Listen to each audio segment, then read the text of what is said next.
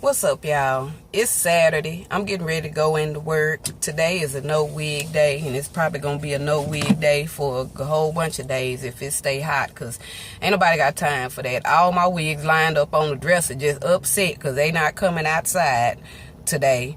But I wanted to share something with my sisters, and maybe some of you brothers, if you could reverse the situation and apply it to yourself. But I can only speak on things that I have experienced, things that I have went through and learned and have really grown from.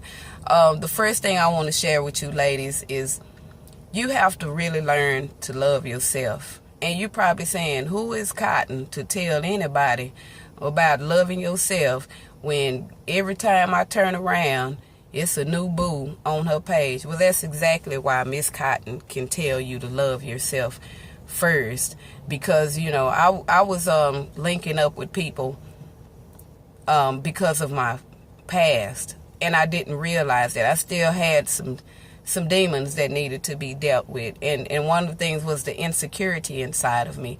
Everybody says I'm beautiful, comment on my pictures, oh, you gorgeous and all that. And if someone doesn't have that in their own spirit, if they don't feel beautiful, none of that means anything. And I didn't feel beautiful. So when someone would approach me, I was flattered that they were willing to accept me for everything that was wrong with me, that had been wrong with me, my past, everything that I went through, accepting my scars and all, even during Shark Week when I turned into a Taz monkey devil. But sometimes you have to think about that. If somebody is too quick to accept all, you go down the list of everything you got going on, and they were like, that's cool, I like it anyway. Don't be so quick to be flattered, because when it all comes down to it, sometimes they so quick to accept all your flaws because they got a whole list that's way longer than the ones that you ran down, and they have things that they're hiding that they hope that you don't discover about them. So it's like even swap, no swindle to them. And that was the wrong mindset. Another trap that I kept falling into is, trying to create a love story. Everybody wants the love story. I don't care what single woman is around here saying, I'm fine, I don't need no man, I don't need no husband. Yes, you do. That's how God made us. He made us in parts to be combined. He made a plug for every socket.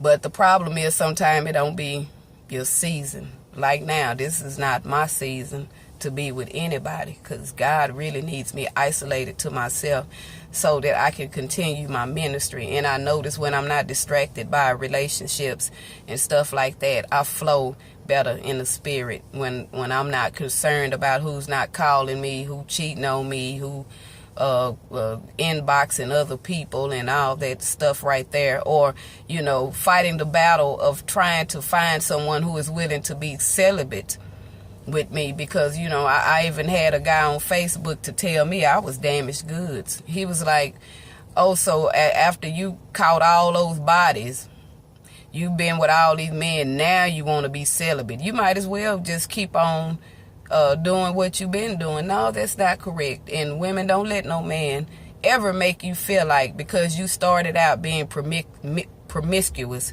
you have to keep being promiscuous, that you have to start the relationship off offering up the coon patty. No, you don't. You have the right at any point in your life to say, this is not how I want my story to end, and this is not the type of woman that I want to be, and that's not the type of woman that I want to be. I even had a preacher to approach me, and I was like, oh, hey, okay, this is my speed right here. This is a preacher. He ain't gonna be trying to pressure me to do nothing. But on the first phone call, he asked me to come cuddle with him. Now, y'all know what that means when somebody want to cuddle with you. I guess that's the church version of Netflix and chill, Revelations and chill. I don't know, but that really puts something in perspective for me, because nobody is beyond being tempted by Satan. Because that's all it was. Because Satan dangled something in front of me. Well, there you go. You say everybody you've been with, this, that, and that. Well, here go a preacher. But that's not how that thing works, because whoever God has for you, they're for you. And when you're trying to create something and trying to make something be what it's not, you're going to suffer heartache, you're going to cry, you're going to be depressed, all of that, until things come together as God intended. And I can honestly say, ladies, there is so much peace in waiting on God. I'm waiting, but I'm not looking. It's a big difference.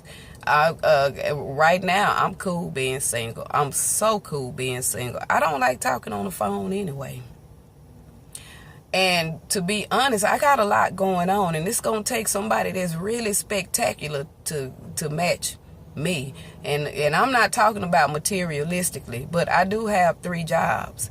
So if somebody approach me and they don't have the first job, that's not going to work, because the scales are unevenly balanced. I ain't doing no more tricking. I'm not taking care of no more men. And, you know, sometimes men will take advantage of a woman who has a nurturing spirit. I have a nurturing spirit. I like to take care of people. But I was taking care of the wrong people. They wasn't my man. And while I'm talking about somebody not being your man, God not finna send you somebody else's husband. Now, me personally, I don't do that. I don't do the side chick thing. I never have. Not willingly. Now, sometimes it be some cats that's lying and hiding wives and whole families and all this stuff right there. But I'm saying knowingly, being with a married man, don't do that. What you're doing, you're creating a pattern of hurt. You're going to keep being hurt, because that's not what God intended. I don't care if they marriage is raggedy, rocky, or whatever. Stay out of it until they are released from that situation, because you're going to drag them demons from their marriage into your into your bed, into your room. The Jezebel spirit is rampant around here. I was just released from it not too long ago and didn't even know I had it on me. And some women have that spirit on them and have not recognized it. So they're going through life being controlling, trying to be the man in a relationship like I did, feminizing their men. And I can't say that I did it unknowingly, because I did, but it was because things happened to me where my control was taken from me. And so I always put my bluff in the beginning and had these men scared witless. I know martial arts and everything. I was putting these men in choke holds, submission holds, and all that, just in case they thought they was going to try to do something to me. That's not the way. That's not the way. That's a Jezebel characteristic, bewitching and beguiling these men. And then, when they get all hot and bothered and stuff, you want to scream, stop, don't touch me, and all that stuff right there. Don't play the game. And you know what I mean, women. We seductive creatures by nature.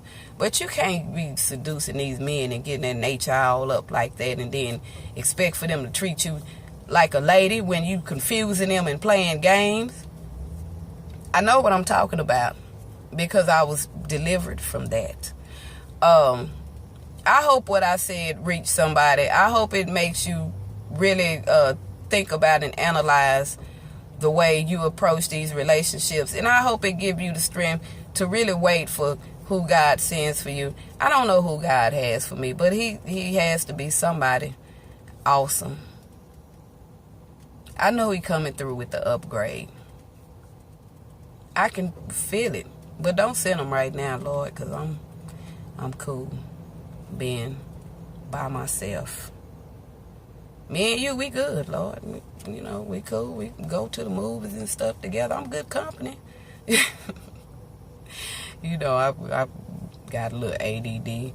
But anyway, I hope this message really helps someone. Have a good Saturday. Bye.